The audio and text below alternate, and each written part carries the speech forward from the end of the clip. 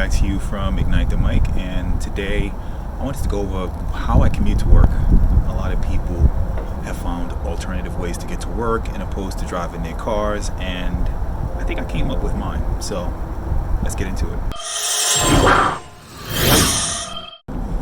So e-bikes have really taken off within the last, I don't want to say 3 or 4 years. And I have had electric vehicles, from electric skateboards to mini Segways to electric scooters, but I decided I needed something that could handle more terrain. And I was looking at a few manufacturers and decided to purchase a RadPower e-bike. And let's take a look.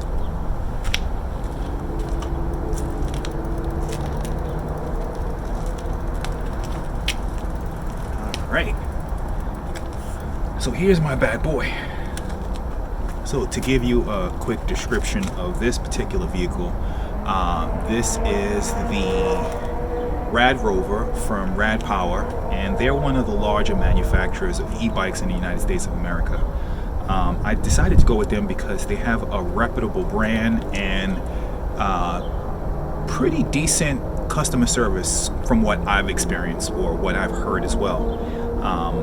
But I needed something dependable and reliable, and they had a product line that was pretty reasonably priced and gave you decent performance. I wasn't trying to break the bank on an e-bike. I needed something that was efficient and something that can get me from New Jersey to New York across the George Washington Bridge with relative ease and with enough power to be able to keep up with, not traffic per se, but to keep up with, you know, the needs of being able to commute throughout the city. What I especially like about this bike is it does have a 750 watt peak and max motor. You can look that up. I'll link that in the description. It does have 26 by 4 inch fat tires. Just kind of, I'll let you get a good look of those tires. I don't know if you can kind of make that out in the video, but the tires are pretty beefy, and they claim that these can go through both snow and sand, but man, they're fantastic. But some of the features about this bike is it does have rear shocks, and they are adjustable. I've done a couple of upgrades out of the box, or rather, when you buy this thing, it does come with fenders. Fenders are very important when it comes to riding in, you know, maybe rain or mud or anything that's going to shoot up when those tires are spinning. These fenders on this thing, if you can see them in the video, helps keep this bad boy from getting all dirty. But to give you a close-up, so this is the bike. I did make a few upgrades, but I'm going to go through what is standard. So the RadPower does come with these nice Kenda puncture-proof tires. They are 26 inches, and they are 4 inches thick. So these are pretty hefty tires when it comes to e-bikes. I think this is probably about as big and beefy as you can get. Like I mentioned earlier, it does have the shocks, and they're pretty good, and you can lock those so they don't actually spring up and down. You can control the spring action. It does come with the disc brakes.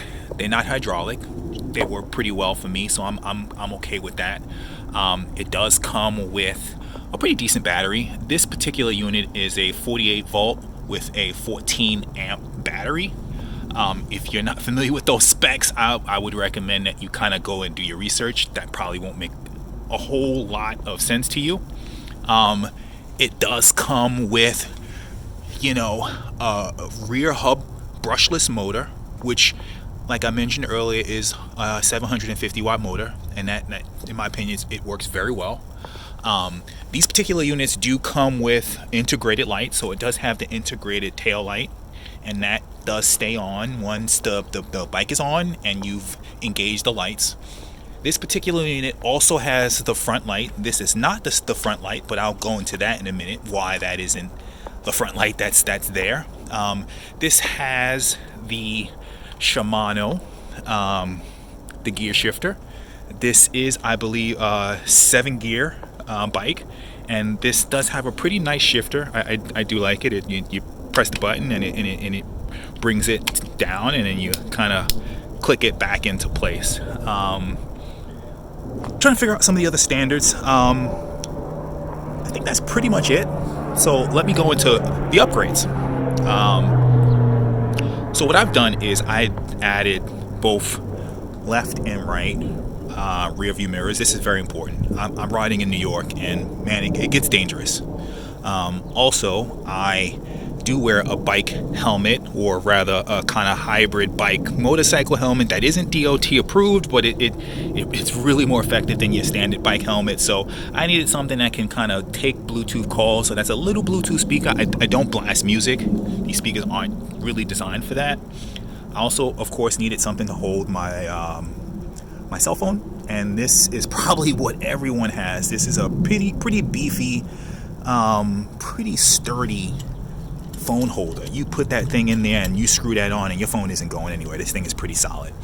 I've also relocated the controller, and this is not the original controller, but I'll go into that in a minute. But I did buy this extension piece that gives me the ability to add more accessories, because on the actual poles themselves, there's not a whole lot of room to add anything.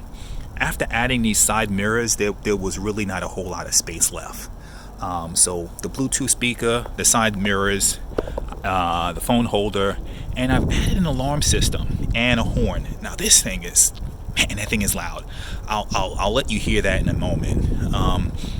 I've also upgraded the light, and it's not because I wanted to, it's because I had to. One day I was riding and I noticed the light just started to fade in and out and just completely shut off, and then I realized the cable to the stock light had completely snapped. So I had to go to a local bike shop and buy some off-brand light, and it's not bad. It's pretty bright. I'll show you that in a second as well. But I had to wire it in. I'm big on aesthetics, so having black tape is not ideal for me, and it's gonna bother me at some point. But you know, it's not bad.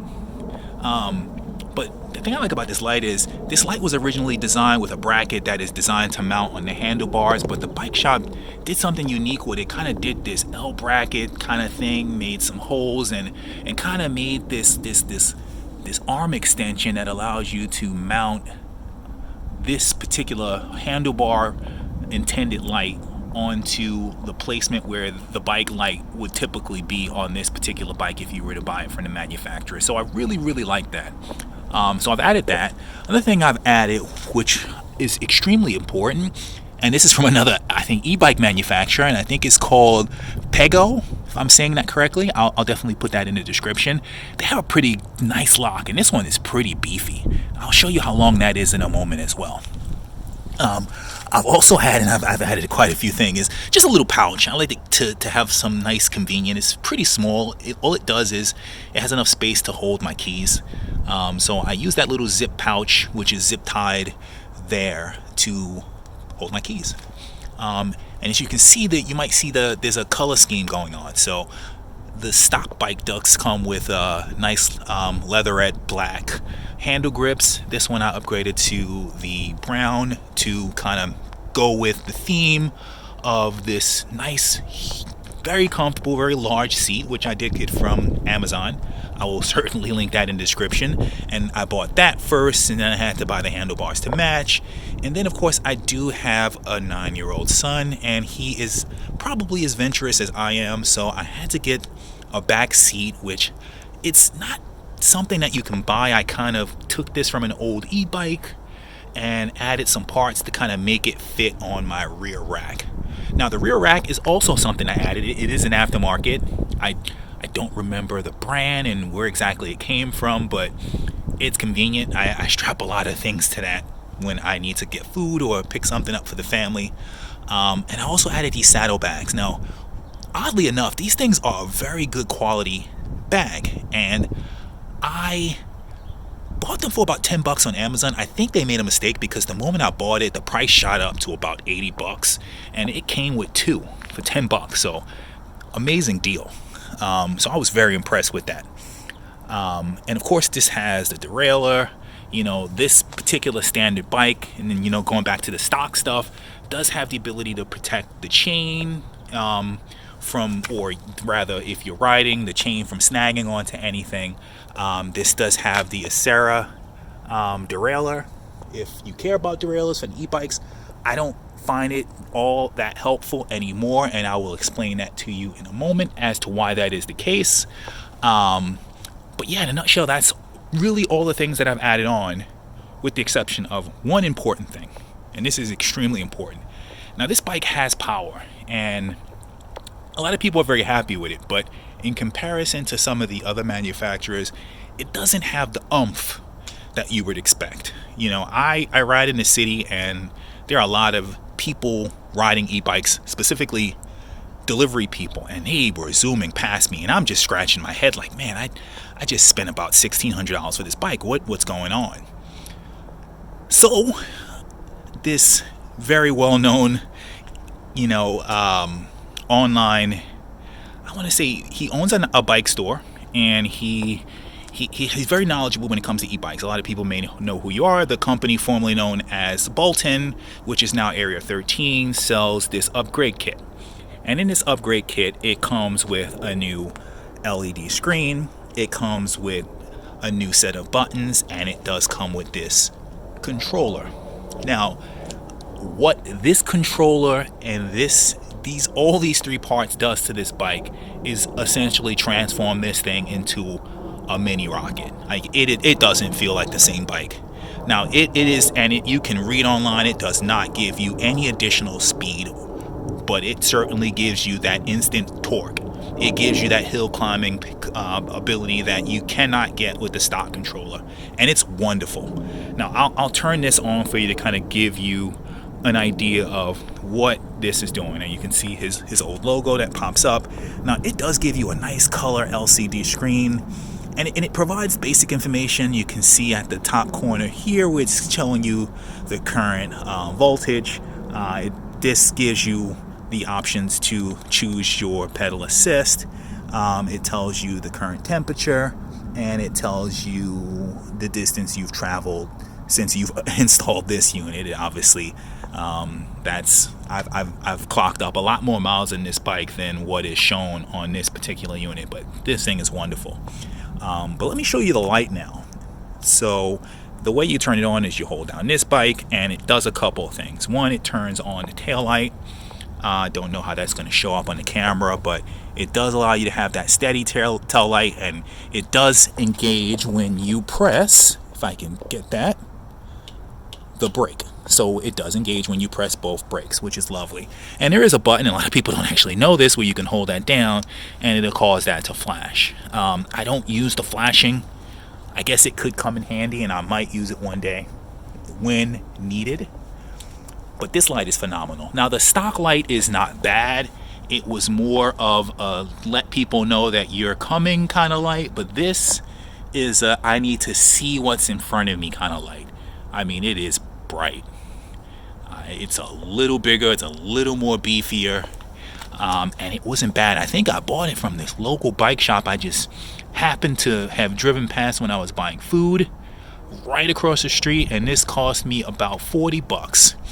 I also got the opportunity to buy, like I mentioned earlier, this bike horn and alarm. So the way this works is this particular unit came with this key, came with two sets, and this engages the alarm. And when it does, this lights up red, and as soon as you try to move this thing, that goes off. And that's wonderful. Still learning how to use this. I literally got this yesterday. But let's unlock, lock. Okay, let's make sure this is off. Okay, so this is off. But as you can see, when you press this thing, now this does come with a bell. That's standard when it with the RadPower bikes. But that's what you're dealing with. And you can tell I just accidentally pressed the actual new upgraded horn, and this thing sounds like a truck. I mean, it is wonderful. And this comes with its standard mounting brackets. I mounted it right below the handlebars so that it's kind of nice and seamless. I kind of like to tidy things up. So I have the bell, the upgraded horn here, which is rechargeable via USB-C, which is great because this particular controller, or not controller rather, but screen does come with a port for charging any accessories. So I can plug right into that, charge the Bluetooth speaker, and charge the bell. And what the guy in the store told me, that this does not need to be charged all that often, which is great. He estimated about once a month. The challenging part about this, and I love this bike, I think it looks wonderful, it performs pretty well. The challenging part though, getting it to exactly where I want, because I'm a picky person, and just like tinkering with your cars, you want the right set of tires, you want to kind of get it to how you want it to perform.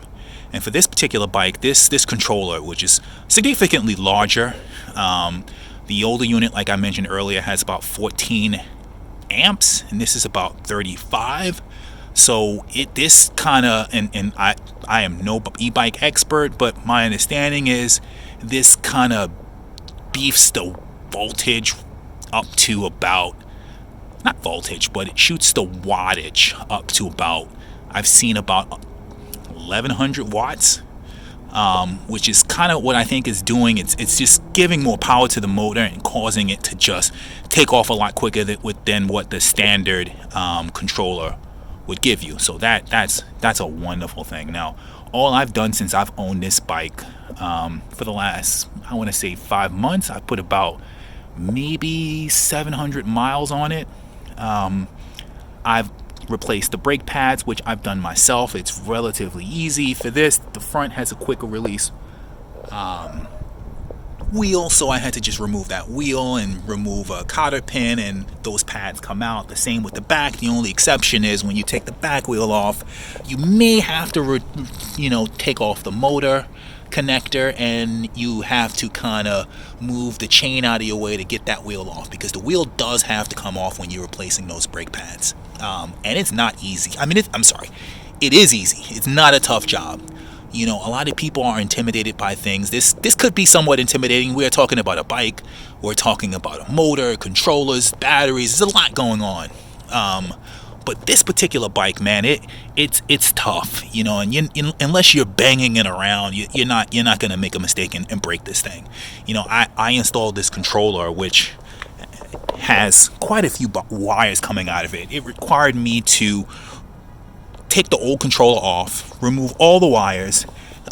There is a connector here that has all the wires that run out of it, so I had to kind of take those wires out and kind of replace all the connector pieces. There's a bunch of connectors that connect to the rear light, wires that go through the main frame, that connects to the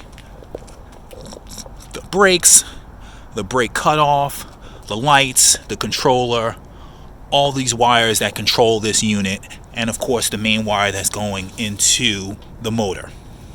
And I did all of this. I think it may have taken me about an hour, just because I was kind of fiddling with some of the cables, and I'm a perfectionist, so I wanted to kind of get all the zip ties all nice, and then the controller had to be bolted nicely and fit in place, and so I took my time, but I think on average it shouldn't take more than half an hour if you wanted to buy a bike like this and then upgrade the controller to get the maximum performance out of it. So I've done quite a bit to it, and I kept things tidy. As you can kind of see, it's a little dirty right now because I have been riding it today, but I do kind of keep it clean the best that I can. I do need to do some work on the chain. Everything I do myself. These chains, all you essentially have to do is kind of wipe them down, rinse it, not douse it in water, because a lot of people ask, are e-bikes waterproof? E-bikes are not waterproof. They are water resistant to some extent. A lot of the cables are well protected, and you can ride this in a light rain, and you should not have any problems. Most of the parts that came with it were waterproof. The parts that I upgraded were certainly waterproof. The light that comes with it was waterproof. Everything is essentially waterproof. Now, I'm not sure about this particular unit. I haven't really used it in the rain. When I did cover it up because I hear people saying it's not quite as waterproof as the one that comes with the bike. So I am going to look at making sure that I can get that to the standard of making sure it's as waterproof as the original. So there you have it. I mean, this is essentially my bike. I'm trying to think of anything else I've done. I did get a cheapo helmet. I think this helmet cost me about $55. Again, I was in Brooklyn one day, some random bike store, and I seen this helmet. It's not DOT approved. The DOT approved helmets are huge and bulky. I don't like bulky helmets. I am not riding a motorcycle. I'm not exceeding any speeds of more than 30 miles per hour, and I'm not riding in traffic with cars, so I feel safe enough with this helmet. It seems pretty tough, and I feel confident that this thing will protect me. The helmet behind me is my son's helmet. We were riding earlier through the west side of Manhattan. That was a nice little fun ride. He enjoyed himself. But essentially, this is my bike. I've done quite a bit of work on it. I would say to anyone, this is not an intimidating project to do if you wanted to get a bike. It might be a little expensive, you know. This bike did go up in price, and they do have a newer model. I kind of like this model. It was reasonably priced, and it has a lot of the features. Just to call out a few others that I didn't mention is this one has the reflective paint that comes around the entire tire, so at night this is pretty darn visible. I also ride with a reflective backpack, so that helps me stay visible. The seat that comes with it wasn't all that comfortable, and it was narrow, and I think I mentioned earlier that this is a much larger seat, but this one also has some kind of, I wouldn't call it suspension, but it kind of has these springs that kind of help absorb a little more, considering this only has front shocks and not back shocks, which is fine. I think with this bike style, having rear suspension does affect the ability to make a stable bike of this size and weight. And this is kind of a cruising bike, so it gets the job done pretty well. With all that said, I want to take you guys on a ride and kind of give you a perspective on how comfortable and how nice of a ride this thing is. So like I said earlier, this bike is a fantastic, reliable, comfortable bike to ride, but if you were expecting some type of real performance, you weren't going to get it with the stock controller that this bike came with. So this Bolton e-bike controller, specifically for RadPower bikes, really transformed this bike into something special. And I got it on sale for about $200. I think currently is about about $230, which is still a pretty good deal. And what you get with the controller upgrade and the screen upgrade is something special. So let's get this thing on the road. Sorry about the wobbling screen. I don't have a stabilizer, but this thing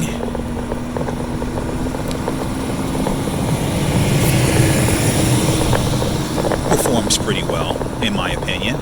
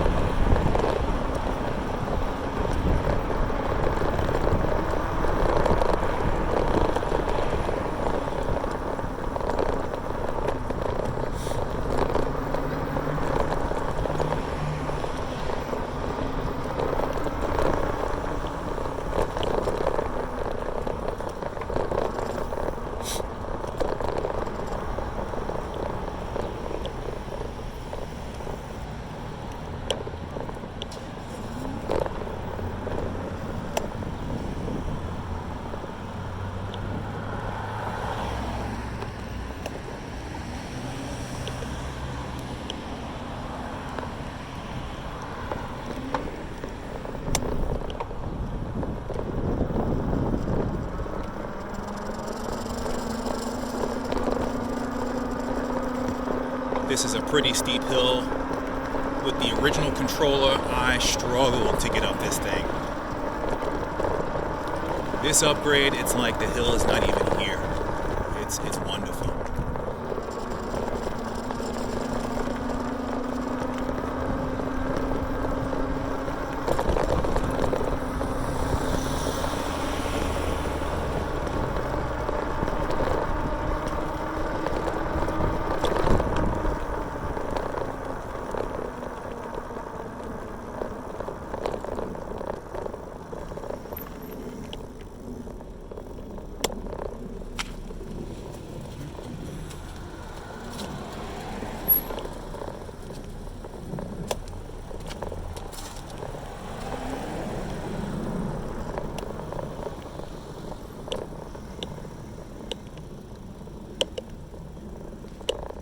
Road is pretty thick, but for whatever reason some cars decide they want to move as far to the right as they can. Screw bikers. Clearly this is not a very bike friendly town. Clearly people that drive Range Rovers don't give a shit. Sorry, they don't give a heck.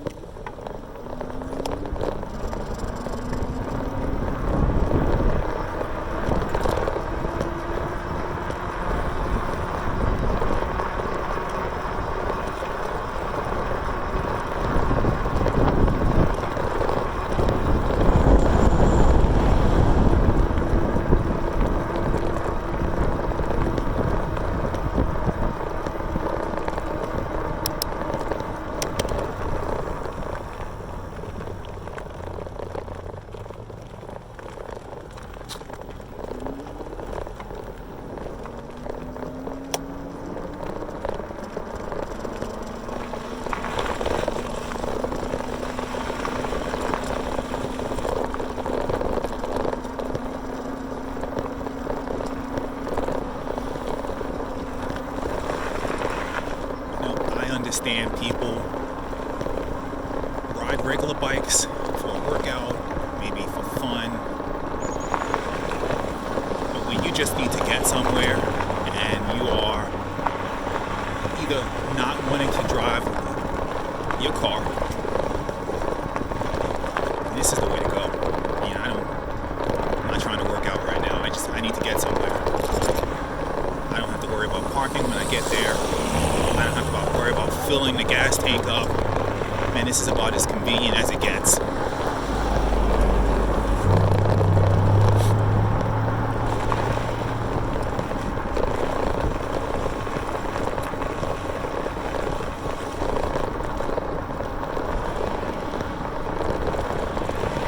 Right now I am in New Jersey. I think I'm leaving Inglewood and approaching Fort Lee.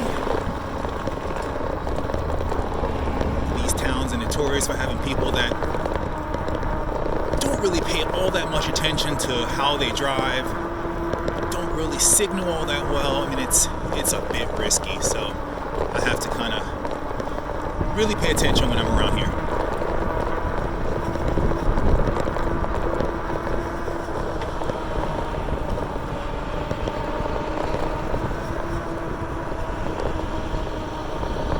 I think I mentioned earlier, I have been riding all day today. I still have enough energy to get myself home, which is great. This bike has a pretty good battery. The e-bolting controller upgrade does cut into that range a little bit because it is giving the bike significantly more power than what it's used to getting. So you have to consider that when you purchase this Bolton upgrade. But I still think it's worth it. I really do.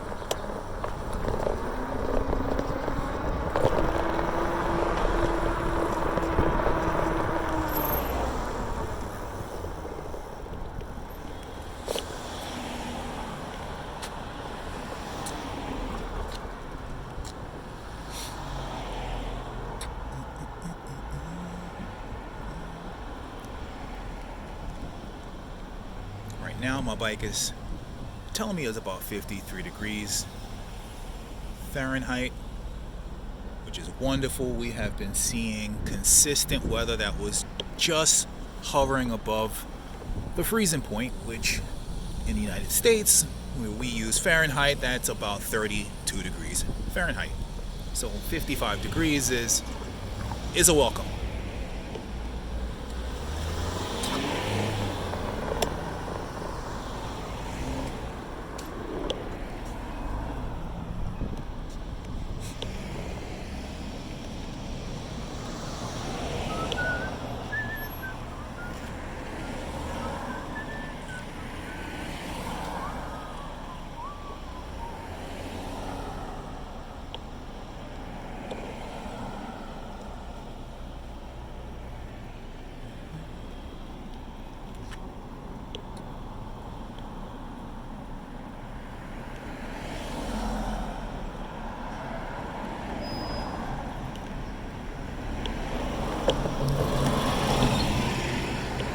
In this town, no one would dare stop and let you go to cross. It would never happen.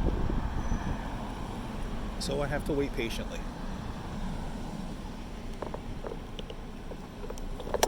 No, here we go.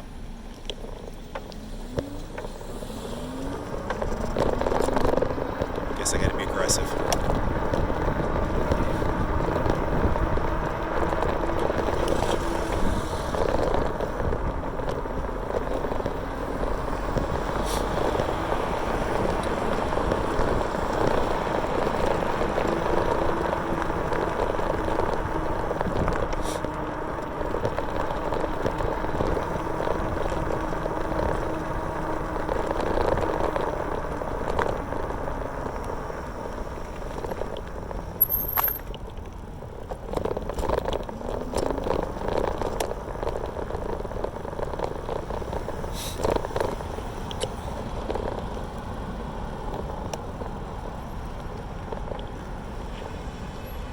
This is a very dangerous intersection. This is where the cars in the town of Fort Lee is going to exit onto the bridge.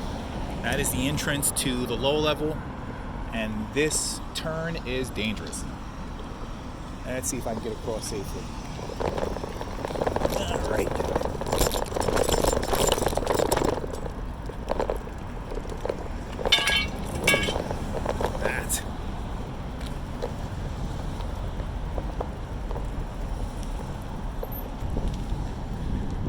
I did get off my bike and walk across because I wanted them to see me as a regular pedestrian and treat me as such.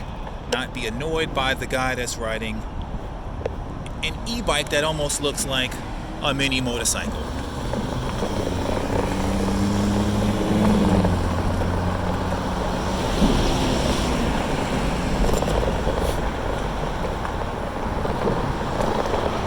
Since this is a heavily congested area with a lot of trucks, I am going to stick with the sidewalk. Not a whole lot of people walk around here anyway, so I think it's okay. No one's going to bother me, but I need to stay safe.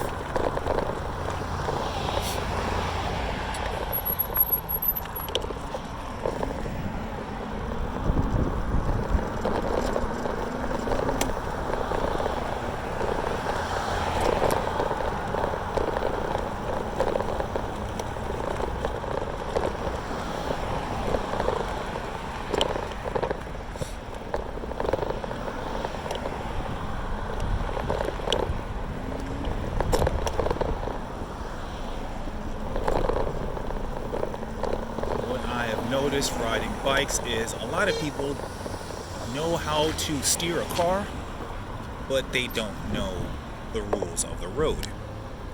I have lots of experience with areas that says yield to an American or someone who understands English knows exactly what that means, but unfortunately you are driving in areas where people may not be that familiar with certain terms and how they mean. So a lot of people don't yield. And I don't like to be that guy who points out, listen, buddy, Stop the car. Let me walk. But it happens. What can I do?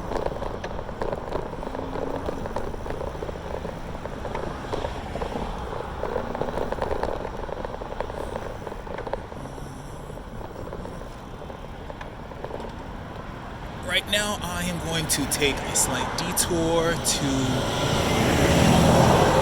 Chipotle. I don't feel like cooking. Actually, I don't cook at all, so it's not about feeling. It's just not going to happen.